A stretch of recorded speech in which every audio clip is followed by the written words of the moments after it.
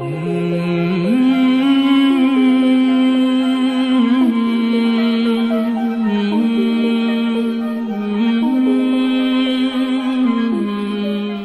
السلام علیکم. ہم اپنی اس خصوصی سیریز رہنما میں آپ کا خیر مقدم کرتے ہیں. ناظرین، آج بہت ہی اہم موضوع اور تاریخ اسلام کے صفحات پر جو ایک انتہائی منحوس دن اور بہت ہی کاری ضرب جسے کہا جا سکتا ہے، اس کے حوالے سے گفتگو کرنے کے لیے بیٹھے ہیں، یعنی انہدام جنت البقیع. آج ہم کو اس موضوع پر دو چار اہم باتیں ہیں کہ جس سے ہمارے بچے تھوڑا تاریخ کو بھی سمجھ سکیں اور یہ حالات کیوں اور کیسے پیدا ہوئے اس کی طرف بھی ملتفت ہو سکیں، اس کا ذکر کرنا ہے. ناظرین، وہ خونی تاریخ جو رسول اللہ صلی اللہ علیہ وآلہ وسلم کی آنکھیں بند ہوتے ہی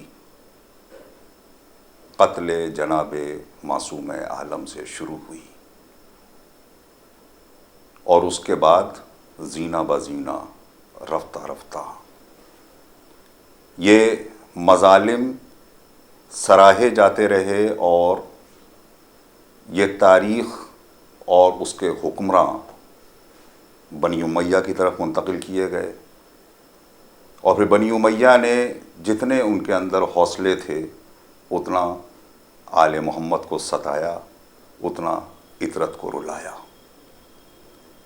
مگر اس کے باوجود بھی اسلام کے نام پر حکومت کرنے والوں کی پیاس نہیں بجھی، بلکہ حوصلے بلند ہوتے گئے اور بات یہاں تک پہنچی کہ امام حسین علیہ السلام کی شہادت کے تقریباً 100-150 برس بعد تک آپ کی قبر مبارک کو بار بار مٹانے کی کوشش کی گئی، نہریں تک موڑی گئیں. اور افسوس اس بات کا ہے کہ یہ باہری لوگ نہیں تھے، یہ اپنے ہی تھے، بلکہ اگر اور زیادہ غور سے دیکھا جائے تو یہ وہی لوگ تھے کہ جو ایک ہی گھر میں کچھ 100 برس پہلے پلے تھے، انہی کی نسل تھی. یہ طوفان اس کے بعد بھی تھمے نہیں، چونکہ ظاہر ہے کہ ہماری خاموشی ان سب کے لیے حوصلہ افزا رہی، اور نتیجہ یہ ہوا کہ جب ہمارا ساکن غیب ان سب کی آنکھوں سے دور ہو گیا، ان کی آنکھوں سے اوجھل ہو گیا، تو چونکہ عطرت رسول سے ان کو ایک عجیب قسم کا بغض تھا، مگر کلمہ لا الہ الا اللہ ان کی زبان پر تھا. انہیں محمد الرسول اللہ کی عطرت سے نفرت تھی، مگر لا الہ الا اللہ کے بہت بڑے حامی تھے. انہیں محمد سے پیار تھا، مگر آل محمد سے بغض تھا. یہ اپنی پہچان بار بار کراتے رہے، اور جب عطرت ان کو نہیں ملی، جب آل محمد ان کے ہاتھ نہیں آئے، تو انہوں نے ان کی قبور کے ساتھ، ان کی نشانیوں کے ساتھ ایسی بے حرمتیاں کرنا شروع کی کہ آج تک دنیا اسے دیکھ رہی ہے. مگر افسوس یہ ہے کہ جب دنیا امن و امان کی آواز لگا رہی ہے، ہر طرف یہ صدا بلند ہے کہ ہم دنیا میں امن چاہتے ہیں، یہ دنیا ایک مختصر سا گاؤں بن کے رہ گئی ہے.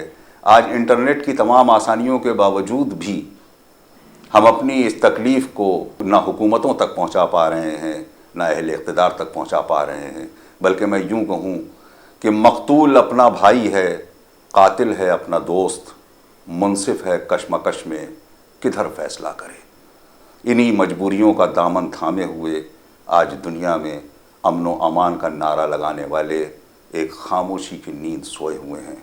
مگر زندہ قوموں کی پہچان ہمیشہ سے یہ رہی ہے، اور فرائض بھی ہیں ہمارے. اگر ہم نے آل محمد کا نمک کھایا ہے تو ہم بھی خاموش ہو کے بیٹھنے والے نہیں ہیں، اور اپنی قوم کے ایک زندہ قوم ہونے کا ہم ثبوت دیتے رہیں گے، چونکہ زندگی جدھر پائی جاتی ہے ادھر اکثریت یا اقلیت نہیں دیکھی جاتی. ناظرین، اس درد بھرے ایک چھوٹے سے تعارف کے ساتھ آج ہم اسی موضوع پر لیکن تھوڑا گہرائی سے مطالعہ کرنے کے لیے یہاں بیٹھے ہیں، اور ہمارے ساتھ موجود ہیں حجت الاسلام والمسلمین مولانا سید سعید الحسن نقوی صاحب قبلہ. جناب السلام علیکم. علیکم السلام ورحمۃ اللہ وبرکاتہ. تاریخ جنت البقیع کو کس طریقے سے بیان کرتی ہے، یعنی جنت البقیع کب سے ہے، یہ کہاں پر ہے، اور روضہ رسول سے تقریباً کتنا فاصلے پر ہے یہ؟ اعوذ باللہ من الشیطان الرجیم، بسم اللہ الرحمن الرحیم، وصلی اللہ علی محمد وآلہ الطاہرین۔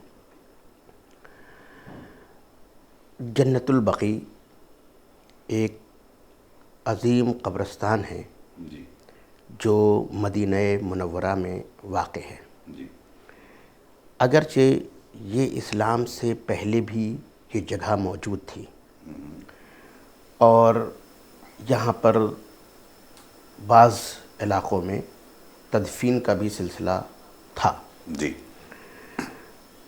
اصل میں بقیع کہتے ہیں ایک وسیع علاقے کو جہاں جنگلی پیڑ بہت زیادہ پائے جاتے ہوں، جی اور اسی طریقے سے اس کو جو ہے بقیع غرقد بھی کہتے ہیں۔ جی غرقد بھی ایک قسم کا پیڑ ہے جو وہاں پر زیادہ مقدار میں پایا جاتا تھا، جی تو اس لیے اس کے ساتھ غرقد کا بھی کیا کیا گیا ہے، اضافہ کیا گیا ہے۔ جی لیکن اسلام کے بعد جو ہے، کیونکہ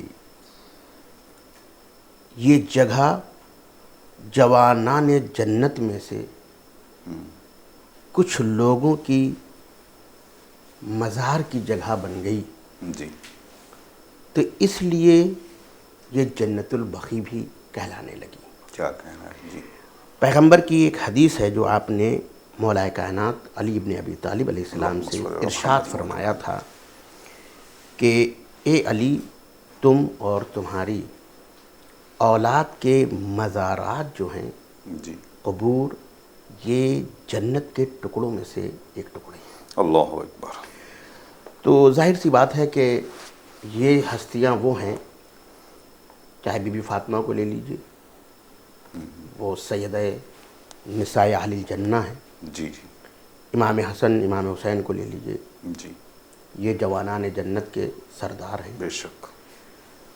تو اللہ نے ان کی سرداری کا نمونہ اسی دنیا میں قائم کر کے دکھایا۔ یہ جہاں دفن ہو جائیں وہ بھی جنت کا ایک ٹکڑا ہے، بے شک۔ اور جنت وہ جگہ ہے جو ہمیشہ رہے گی۔ اسی لیے لاکھ کوئی روضے منہدم کر دے، لاکھ کوئی اپنے گمان میں ان روضوں کو منہدم کر دے اور یہ سوچے کہ ہم اہل بیت کو یا ان کے آثار کو ختم کر دیں گے، جی تو یہ صرف ایک ان کا وہم و گمان ہے، بے شک۔ ورنہ جو جنت کا ٹکڑا ہے اور جنت ہمیشہ رہنے والی ہے، لہذا یہ جگہ بھی ہمیشہ رہنے والی ہیں۔ ظلم کے باوجود بھی، عمارتوں کو گرا دینے کے باوجود بھی، لوگوں کا جوخ در جوخ ادھر کا رخ کرنا اس بات کی دلیل ہے کہ جنت کو کوئی مٹا نہیں سکتا ہے۔ اور ان لوگوں کی یہ سمجھ میں نہیں آتا ہے کہ امام حسین علیہ السلام کے مد مقابل یزید بعد کے زمانے میں متوکل جیسے ظالمین جن نشانات کو نہیں مٹا سکے اور جن کی یادوں کو محو نہیں کر سکے، اس تاریخ سے ہی کم سے کم یہ کچھ سبق حاصل کریں۔ یہاں اتنی اہمیت کا حامل اسی وجہ سے ہے کہ ان کے قبور ہیں، یا اس کی اور کوئی تاریخی حیثیت ہے؟ اسلامی پہلی قبر جب پیغمبر مکے سے مدینے کی طرف ہجرت کرتے ہیں، جی تو جب ہجرت کر کے آئے اور اسلام کا بول بالا ہوا، تو اس کے بعد یہ مسئلہ آیا کہ مسلمانوں کے لیے کوئی مخصوص جگہ ہونی چاہیے جی جہاں پر مسلمانوں کو دفن کیا کیا جائے۔ جی مستدرک حاکم نے، جو کہ علماء اہل سنت سے ہیں، جی اور حاکم نیشاپوری نے اپنی کتاب المستدرک میں ان تمام صحیح احادیث کو جمع کیا ہے۔ جی اس کتاب میں آپ جنت البقیع کے سلسلے میں لکھتے ہیں اور بقیع کے بارے میں لکھتے ہیں کہ جب پیغمبر کے سامنے یہ مسئلہ آیا ہجرت کے بعد جی کہ مسلمانوں کے لیے کوئی مخصوص جگہ ہونی چاہیے، آپ نے اس میں جو روایت بیان کی ہے وہ یہ ہے کہ پیغمبر نے حکم خدا سے اس جگہ کو مسلمانوں کے لیے قبرستان کے عنوان سے منتخب فرمایا، جی یعنی حکم پروردگار سے۔ اللہ اکبر۔ تو آپ یہ سوچ لیجئے کہ جو پیغمبر مرنے کے بعد کے لیے قبرستان کا انتخاب بھی اللہ کے حکم سے کرتا ہے، سبحان اللہ، سبحان تو وہ زندوں کے لیے سبحان اللہ سبحان اللہ، کیا ان کو ایسی لاواری چھوڑ دے گا؟ کیا کہنا ہے، واہ واہ. اور اس سے پتہ چلتا ہے کہ پیغمبر ہر چیز میں وما ینطق عن الہوا کے پابند تھے. بے شک. اب اللہ کو تو پتہ تھا کہ یہاں کون کون سی شخصیتیں دفن ہونے والی ہیں. جی جی. خود اہل سنت کے اتنے بڑے عالم حاکم نیشاپوری نے یہ جو روایت بیان کی ہے، اس سے آپ بقی کی فضیلت کو اور اس کے شرف کو سمجھ سکتے ہیں. جی. وہاں پہ بعد میں کون کون ہستیاں دفن ہوئی؟ سب سے پہلے جو جن کی تدفین ہوئی وہ پہلی کون ہے؟ شخصیت جو اس قبرستان میں دفن ہوئی جی. وہ جناب عثمان بن مظعون کی شخصیت ہے. اچھا. اور یہ پیغمبر کے عظیم صحابی تھے. جی. اور یہ وہ صحابی تھے کہ جو صرف پیغمبر سے ہی عقیدت نہیں رکھتے تھے، جی. بلکہ یہ امام علی کے خاص شہدائیوں میں شمار کیے جاتے ہیں. جی جی. اور یہاں میں ایک جملہ کہنے کا دل چاہتا ہے میرا کہ یہ بہت ہی عمومی طور پر کہا جاتا ہے عام طور سے کہ بعض لوگوں کے نام پر مولا کائنات نے اپنے بچوں کے نام جو رکھے، تو اس میں جناب عباس کے بھائی کا جو نام رکھا ہے وہ جناب عثمان ابن مظعون کے نام پر رکھا ہے. جی. کیونکہ عثمان بن مظعون مولا کائنات کے بہت بڑے شہدائی تھے اور خود مولا کائنات بھی ان سے بہت محبت کرتے جی ہیں. ہاں. یہ پیغمبر کے عظیم ترین صحابی ہیں اور مولا کائنات کے بہت بڑے شہدائی ہیں، اور خود اہل بیت ان کا بہت زیادہ احترام کرتے تھے. بعد میں ان کے دنیا سے جانے کے بعد اہل بیت نے ان کا بہت احترام کیا کیونکہ وہ خود اہل بیت کے وفادار تھے. تو پہلی شخصیت عثمان بن مظعون کی وہاں پر دفن ہوتی ہے. اس کے بعد جو ہے وہ جنگ احد کے جو بعض شہداء ہیں جی. ان کو بھی وہاں لا کے دفن کیا جاتا ہے. ایک تو کچھ لوگ تو میدان احد میں دفن ہوئے ہیں، لیکن کچھ لوگ جو ہیں احد کے شہداء میں تھے لیکن وہ یہاں پر دفن ہوئے. اب یہ ہو سکتا ہے کہ وہ لوگ زخمی رہے ہوں اور وہ مدینے لائے گئے ہوں اور اس کے بعد ان کا جو ہے ان کی شہادت واقع ہوئی. مدینے کے قریب بھی ہے بالکل. ہاں، کیونکہ یہ قریب تھا تو اس لیے جہاں پر ان کو دفن کیا گیا. انصار میں جو سب سے پہلے شخصیت وہاں پہ دفن ہوئی ہے وہ اسعد بن زرارہ کی شخصیت ہے، اور یہ خزرجی تھے اور ان کو وہاں پر دفن کیا گیا ہے. اور اس کے بعد پھر اہل بیت کی شخصیات ہیں اور اصحاب رسول، تقریباً روایات میں ملتا ہے کہ مجموعاً 10,000 اصحاب یہاں دفن ہیں. اللہ اکبر. ازواج پیغمبر یہاں دفن ہیں، پیغمبر کے اور دوسرے رشتہ دار یہاں پر کیا ہیں؟ دفن ہیں. بہت سے علماء اور فقیہ دفن ہیں. امام حسن علیہ السلام، امام زین العابدین علیہ السلام، امام محمد باقر علیہ السلام، امام جعفر صادق علیہ السلام، یہ شخصیتیں یہاں پر دفن ہیں. خود امام جعفر صادق علیہ السلام کے جو بیٹے ہیں جناب اسماعیل، اور جن کو اسماعیلی حضرات امام مانتے ہیں، وہ بھی یہیں دفن ہیں. اس کے علاوہ جناب عقیل ابن ابی طالب وہ بھی یہیں دفن ہیں، جناب جعفر ابن عبداللہ وہ بھی یہیں دفن ہیں، جناب محمد بن حنفیہ بھی یہیں پر دفن ہیں، رسول کے چچا جناب عباس ابن عبد المطلب وہ بھی یہیں پہ دفن ہیں، مولا کائنات کی والدہ ماجدہ فاطمہ بنت اسد آپ بھی جنت البقیع میں ہی دفن ہیں، جناب ام البنین، جناب ام البنین جو ہیں وہ بھی آپ بھی یہیں پر دفن ہیں، رسول کی پھوپھی مولا کائنات کی جو پھوپھی جناب صفیہ ہیں وہ بھی یہاں پر دفن ہیں. بعض ازواج پیغمبر جیسے جناب ام سلمہ ہیں وہ بھی یہیں پر دفن ہیں، یا جناب میمونہ جو ہیں وہ بھی یہاں پر دفن ہیں. اور جناب عائشہ اور حفصہ بھی یہیں پر دفن ہیں، اور دیگر ازواج بھی یہیں پر کیا کی گئی ہیں؟ دفن کی گئی ہیں. اچھا یہ بتائیں، یہ جو انہدام ہوا ہے یہ سب قبروں کا کیا ہے انہوں نے، یا مخصوص اہل بیت علیہ السلام کے جو خاندان کی، یعنی ہمارے ائمہ اور جناب معصومہ کی قبر کا انہدام کیا ہے؟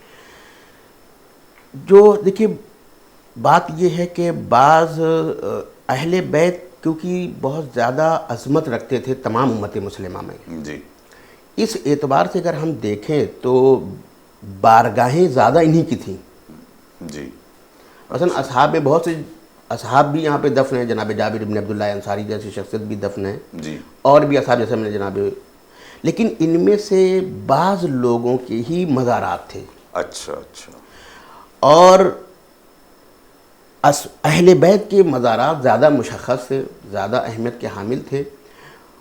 بعد میں اس بقی کی وسعت بھی ہوئی ہے. مثلا فرض کریں کہ جو تیسرے خلیفہ ہیں جی، ان کی جو قبر تھی وہ، کیونکہ آپ کو یہ پتہ ہے یہ بات کہ ان کے خلاف جو ہے وہ وہاں دفن نہیں ہونے دیا گیا تھا، مسلمانوں نے ہی جو ہے قیام کیا تھا، اور اس وقت جو بھی قیام کرنے والے تھے وہ صحابی تھے یا تابعی تھے، اس کے علاوہ تو کوئی اور تھا نہیں۔ جی ہاں، جی ہاں، جی جی۔ لیکن اس کے باوجود بھی ان کی پالیسی سے ان کو اس قدر اختلاف تھا کہ ان کے انتقال کے بعد اور ان کے مار دیے جانے کے بعد بھی انہوں نے ان کو مسلمانوں کے قبرستان میں یعنی بقیع میں دفن نہیں ہونے دیا تھا۔ جی ہاں۔ اسی لیے اس کے بغل میں یہودیوں کا قبرستان تھا، تو وہاں ان کو دفن کیا گیا تھا۔ لیکن بعد میں جب بنی امیہ کا اقتدار آیا تو بہت بعد انہوں نے اس قبرستان کو، یعنی پہلے دیوار الگ تھی اس کی اور مشخص تھا وہ، تو انہوں نے توڑ کر کے اس کو بھی جنت البقیع میں ملا دیا۔ اس اعتبار سے کہہ سکتے ہیں کہ کیونکہ یہ اہل بیت کے مزارات کے قریب تھے، لہذا جب اس پر روضہ بنا تو وہ بھی اس روضے کے اندر آ گئے۔ البتہ بعض کے جو ہیں وہ مخصوص بھی تھیں قبریں، اور اس پر بھی جو ہے روضہ بنا تھا، اس لیے کہ ظاہر سی بات ہے کہ جیسے جناب عباس ابن عبد المطلب ہیں، تو کیونکہ خود ان کے نسل بعد میں حکومت میں آئی بنی عباس، ان کے مثلا روضے کی حیثیت دی گئی، تو اس طریقے سے بعض اصحاب کے روضے تھے، اہل بیت کے روضے تھے، حتیٰ کہ جہاں پر بھی فاطمہ زہرا وہ بیت الاحزان جو مشہور تھا، وہاں پر بھی جو ہے ایک عمارت بنی ہوئی تھی اور وہ بھی موجود تھی۔ تو اس طریقے سے بعض ازواج کی قبر پہ روضے تھے، ائمہ کے قبر پہ روضے تھے، اور اہل بیت سے مخصوص شخصیات کے اوپر روضے تھے، جس کے اندر کئی کئی قبریں تھیں جن کو انہوں نے منہدم کر دیا۔ اب یہ بہرحال ایک ظالم کے لیے تو کوئی جواز نہیں ہوتا ہے عمومی طور کے اوپر، ظالم جو کرنا چاہتا ہے وہ کر لیتا ہے، اور یہ کرتوت جو ہے یہ ظالم حکومت کی ہے۔ اس کا ابتدائی احتجاج بتاتا ہے کہ تمام مسلمانان عالم متفق تھے جب ان روزوں کو ڈھایا گیا، جب ان کی توہین کی گئی، مگر بعد میں بہرحال باقی مسلمان سب خاموش ہو گئے، اور بہرحال ہماری تعداد مختصر سی ہے، مگر ہم احتجاج کرتے رہے، اور انشاءاللہ زندہ رہے تو امام کے ظہور تک، جب تک یہ تعمیر نہ ہو جائے اس وقت تک ہمارا احتجاج جاری رہے گا۔ یہ دلائل کیا دیتے ہیں؟ ہم اس کو 3 حصوں میں بانٹ سکتے ہیں۔ جی، پہلی بات تو ہم یہ کہنا چاہیں گے کہ اصلاً یہ اختلاف پیدا کب سے ہوا؟ جی، کیونکہ شروع سے لے کر کے عمارتوں کا قبروں پر ہونا یہ اختلافی نہیں رہا ہے۔ تقریباً 750 سال تک مسلمانوں میں یہ مسئلہ تھا ہی نہیں۔ خود رسول اللہ صلی اللہ علیہ وآلہ وسلم کے مزار کو بہتر کیا گیا، اور اس وقت میں یہ جو چاروں خلافتیں رہیں، ان لوگوں نے اس میں کوئی آبجیکشن نہیں کیا، کسی قسم کی کوئی بات نہیں ہوئی۔ ہم ابھی اس کے اوپر تفصیل سے انشاءاللہ روشنی ڈالیں گے۔ تو ہم ابھی یہ بات کہنا چاہتے ہیں کہ پیغمبر کی وصال سے لے کر کے اور 750 سال تک تمام امت مسلمہ میں کوئی اختلاف نہیں تھا، اور آپ پوری عالم اسلام میں چلے جائیے، ہر جگہ آپ کو مزارات ملیں گے، اور قدیم سے قدیم مزارات کیا ہیں وہ ملیں گے۔ سب سے پہلے جس نے اس مسئلے کو اٹھایا وہ ابن تیمیہ ہے جی، اور یہ ابن تیمیہ جو ہیں، ان کا جو سن ہے وہ میں آپ کی خدمت میں عرض کر دوں اور اپنے ناظرین کی خدمت میں عرض کر دوں کہ ابن تیمیہ جو ہیں وہ 708 میں انتقال کرتے ہیں۔ جی، 708 میں 708 ہجری میں انتقال کرتے ہیں۔ جی، تو اس سے انہوں نے عمارت کے یعنی قبروں پر عمارت کے بارے میں جی، یہ فتویٰ دیا کہ عمارت بنانا جائز نہیں ہے، لیکن یہ نہیں کہا کہ جو عمارتیں ہیں ان کو ڈھا دیا جائے یا منہدم کر دیا جائے۔ جی، یعنی انہدام کی بات انہوں نے بھی نہیں کہی، دو الگ باتیں ہیں۔ یہ دو باتیں الگ ہیں۔ اسی لیے ہم نے کہا کہ جو 750 کی بات ہم نے کہی وہ اسی لیے کہی۔ کوئی آدمی ابھی یہ ہو سکتا ہے کہ ذہن میں اس کے آئے کہ ابھی تو مولانا کہہ رہے تھے 750 تک انہدام کی کوئی بات نہیں ہے، لیکن اب جب ابن تیمیہ کے نظریہ بیان کر رہے تو وہ 708 میں انتقال کر جاتے ہیں، کیونکہ انہوں نے صرف اتنی بات کہی کہ عمارت بنانا جو ہے وہ بدعت ہے۔ یہ سب سے پہلے شخص ہیں جنہوں نے یہ بات کہی، اور ان کے عجیب و غریب فتاویٰ ہیں۔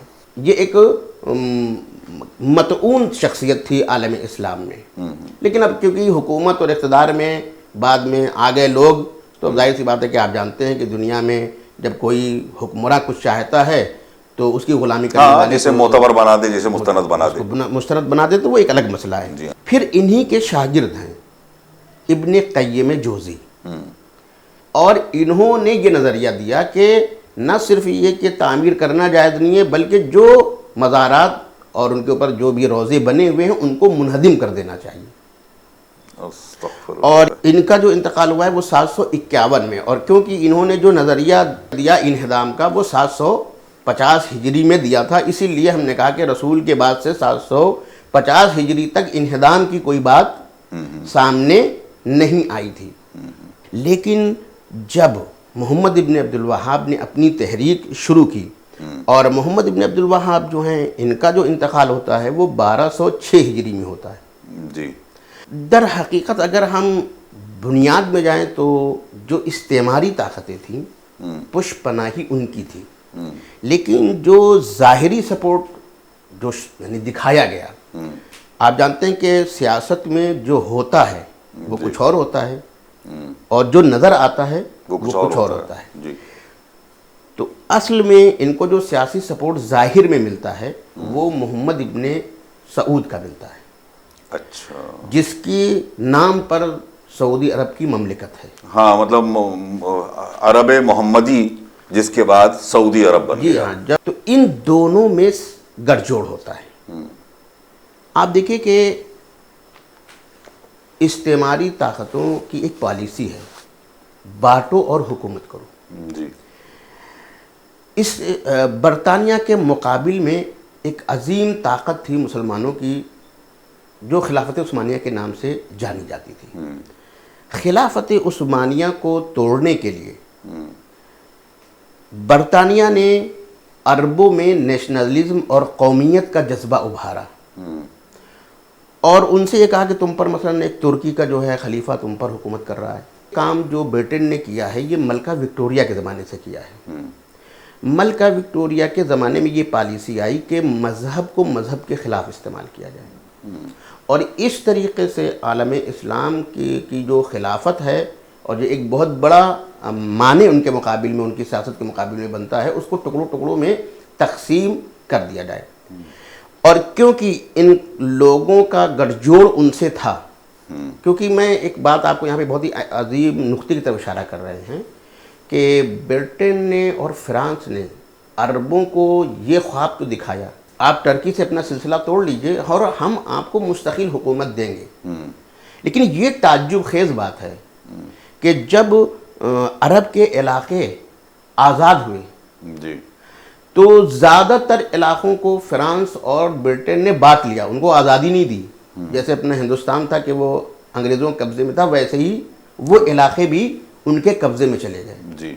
لیکن یہ تعجب خیز بات ہے کہ مثلا فرض کریں کہ انہوں نے عراق پر قبضہ کیا، سیریا پہ قبضہ کیا، فلسطین پر قبضہ کیا، جارڈن پہ قبضہ کیا اور لبنان پہ قبضہ کیا اور دوسرے علاقوں پہ قبضہ کیا، لیکن محمد بن سعود کو کھلی چھوڑ دی. ان کو جو ہے یعنی ان کے علاقے کو برٹن نے اپنے قبضے میں نہیں لیا، بلکہ ان کو اور سپورٹ کیا تاکہ وہ اور علاقوں پر قابض ہو جائیں. تو یہ ایک بہت اہم نقطہ ہے کہ جو برٹن دوسرے عرب علاقوں پر قابض رہے اور ان کو بھی وعدہ کیا تھا کہ وہ ان کو مستقل حیثیت دیں گے، ان کو مستقل حیثیت نہیں دیتے، جبکہ ان کو کیا کرتے ہیں، ایک مستقل حیثیت دیتے ہیں. خود محمد ابن عبد الوہاب کے بارے میں یہ بات مشہور ہے اور کتابی شکل میں بھی یہ بات آئی ہے کہ ان کا ایک جاسوس تھا برٹن کا، مسٹر ہیمفرے. ان کا ایک جاسوس تھا مسٹر ہیمفرے. اس نے ان کے ذہن کو، اور کہا جاتا ہے نا کہ برین واشنگ جو آج کی زبان میں، اس نے ان کا برین واش کیا اور ان کو ایک نئے نئے نظریات کی طرف لے گیا. یعنی حتیٰ کہ خود ان کے باپ اس کے نظریات کے مخالف تھے، خود ان کے بھائی بھی اس کے نظریات کے کیا تھے، مخالف تھے. تو عربستان میں ایک علاقہ ہے نجد. یہ نجد جو ہے وہ بہت ہی بیکورڈ علاقہ تھا، وحشیوں کا علاقہ، وحشی اور بدو یہاں پر رہتے تھے. محمد ابن سعود کا جو خاندان ہے وہ بصرے سے منتقل ہوا تھا یہاں پر، اور انہوں نے ایک جگہ تھی درعیہ کے نام سے، اس پر انہوں نے قبضہ کیا چھوٹے سے علاقے پر، اور وہاں ان کی حکومت قائم ہو گئی. اور محمد ابن عبد الوہاب نے وہابیت کی تحریک شروع کی اور ہیمفرے کے اعترافات میں اس کی پوری تفصیل ہے، میں اس کے اوپر بیان نہیں کرنا چاہتا ہوں.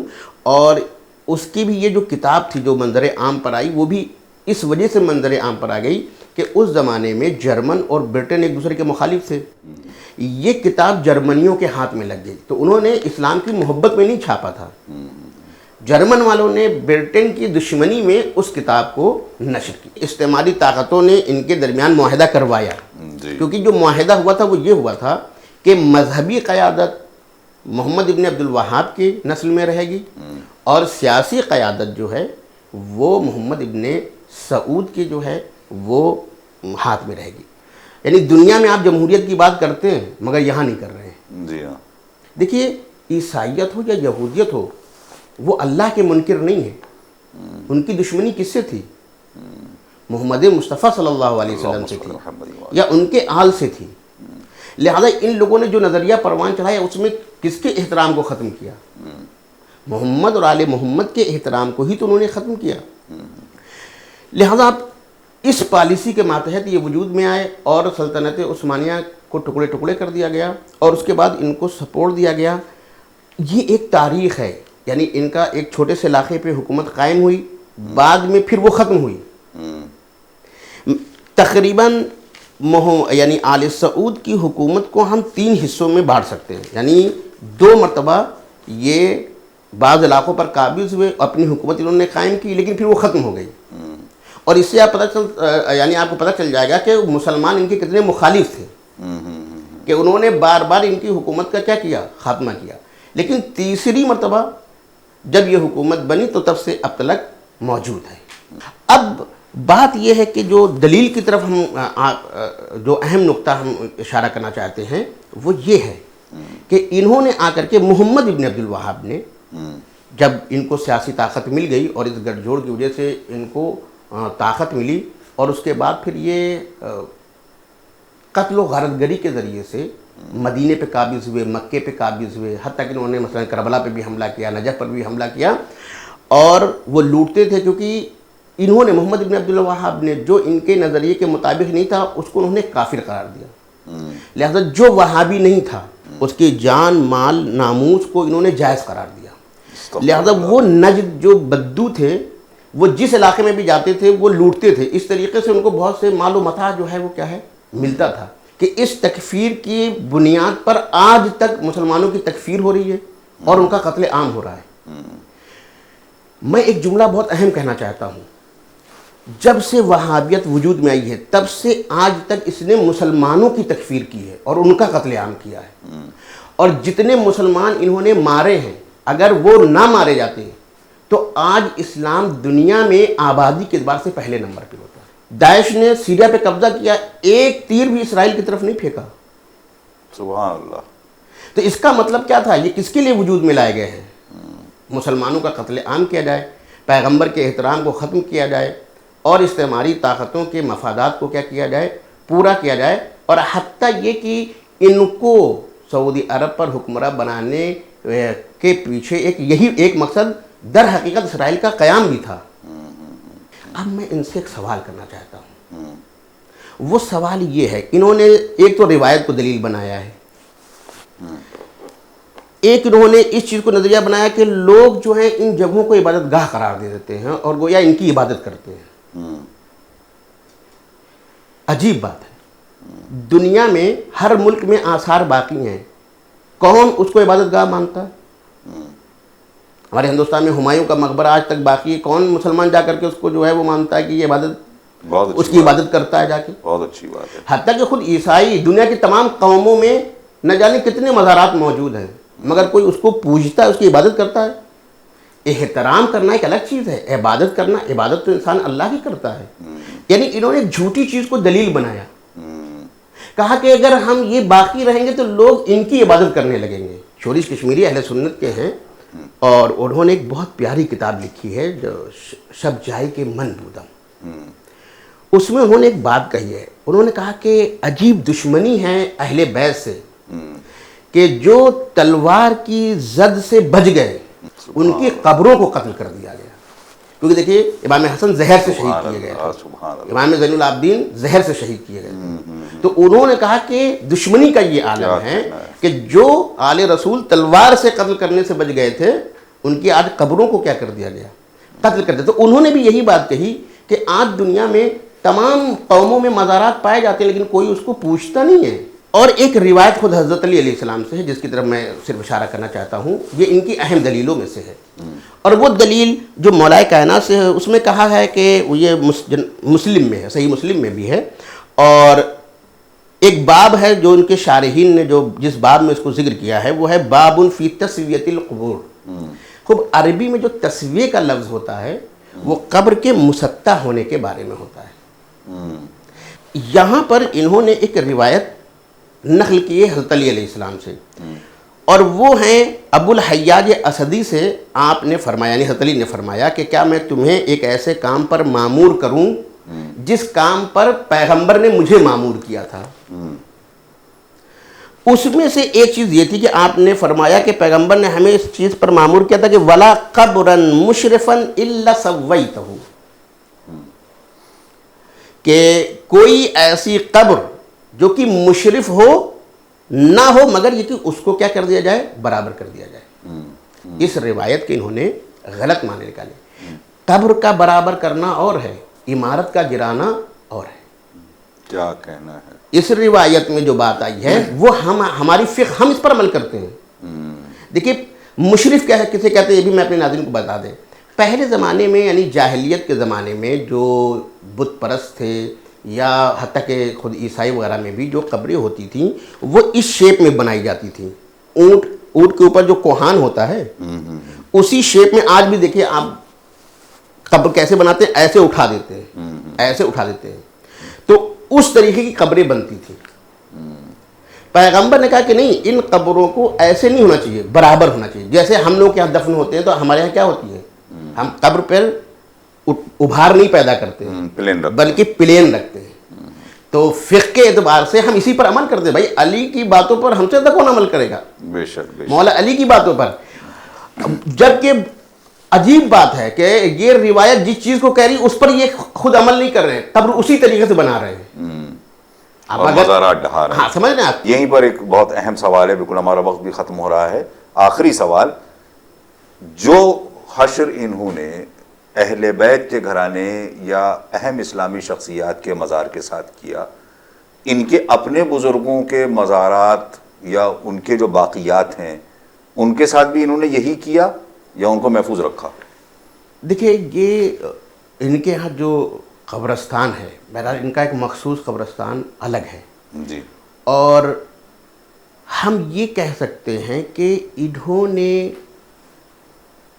حکمرانوں کے جو مزارات ہیں، مثلا فرض کریں میں ابھی کی مثال آپ کو دے رہا ہوں، داعش نے جب سیریا پہ قبضہ کیا جی، تو جناب عمار یاسر جو صحابی رسول ہیں، جناب حجر ابن عدی جو مثلا صحابی رسول ہیں، ان کے روضے کو تو انہوں نے منہدم کیا، لیکن ٹرکی کے ایک سلطان کی قبر بھی اور ان کا بھی مزار وہیں پر ہے سیریا کے اندر، اور داعش نے اس علاقے پہ بھی قبضہ کیا، لیکن ٹرکی کے اس حکمراں کے عثمانی خلیفے کے عنوان سے جانے جاتے ہیں اور ان کی بھی مزار وہیں پر ہے، لیکن اس کو انہوں نے منہدم نہیں کیا۔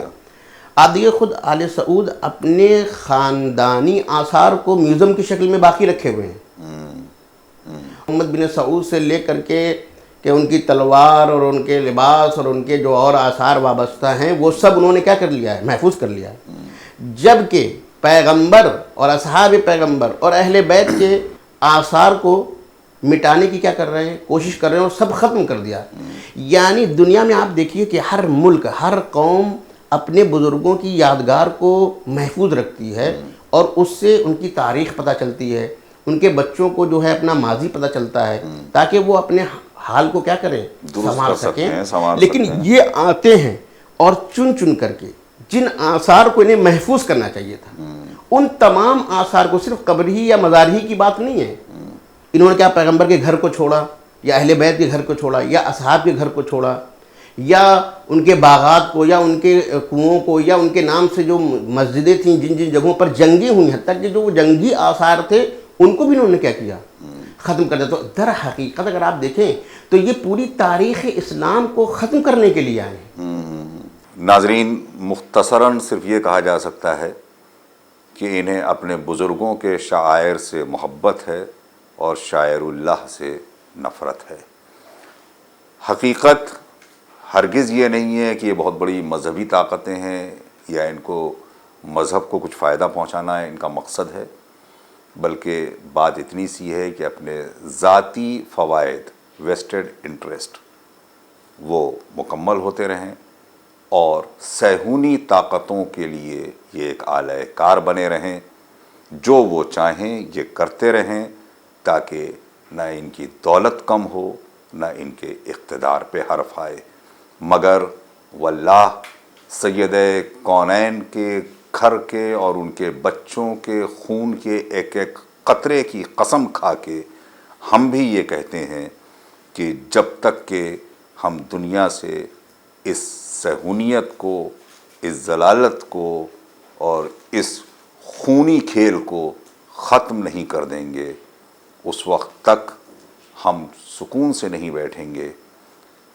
ہمارے امام زمانہ علیہ السلام جب تشریف لائیں گے تو یقینی طور کے اوپر جناب سیدہ کے روضے سے لے کے رسول کے روضے تک وہی کیفیت ہوگی جو امام حسین علیہ السلام کے روضے سے جناب عباس کے روضے تک ہے. ایک بین الحرمین وہاں پر موجود ہے، یہاں بھی انشاءاللہ ہم ایک بین الحرمین بنائیں گے. ناظرین، خدا حافظ و ناصر، اس دعا کے ساتھ کہ جلد از جلد وہ وقت آئے کہ ان ظالموں کے ظلم اور بربریت کی داستانیں تمام ہوں. خدا حافظ و ناصر، والسلام علیکم ورحمۃ اللہ وبرکاتہ.